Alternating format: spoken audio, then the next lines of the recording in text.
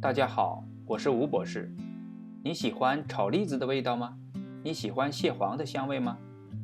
如果回答是，那你绝对会喜欢这个视频。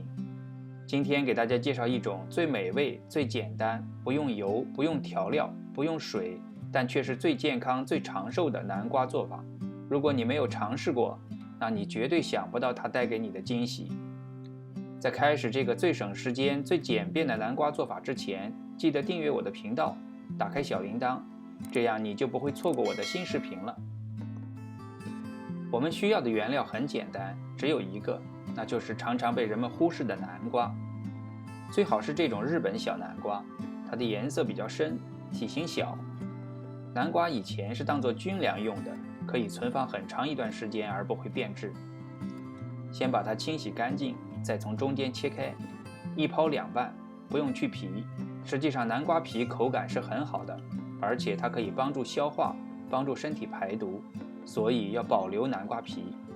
把瓜瓤和种子清理干净，准备工作就做完了。我们的烹调工作只有一个步骤，就是把准备好的南瓜放进烤箱。可以先在烤架上放一张烹调用铝箔纸，再把南瓜倒放在铝箔纸上。放好之后关上烤箱门，设置烤箱温度为180摄氏度或者370华氏度，烤制时间为35到40分钟。然后按开关开始，烹调工作就完成了。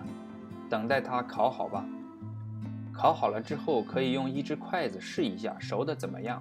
如果能扎透，那就说明烤好了。等它冷却就可以拿出来了。告诉你一个窍门，等它凉了之后呢，先放进冰箱，过几个小时，甚至过一夜再拿出来，口感最好。切成小块之后，带皮咬下去，确实能尝出炒栗子的香味，也带有一点蟹黄的味道。我们没有放盐，也没有放任何调料，没有油，所以不用担心太多热量。实际上，一个生的日本南瓜大约为1200克，也就是2.6磅。普通人每次也就能食用1/4的量，也就是300克，热量大约是80卡路里，跟一个鸡蛋的热量差不多。所以它其实是很好的减肥食品，热量很低，富含纤维，有很强的饱腹感，口感也不错。但是如果你对南瓜的了解仅限于此，那就太可惜了。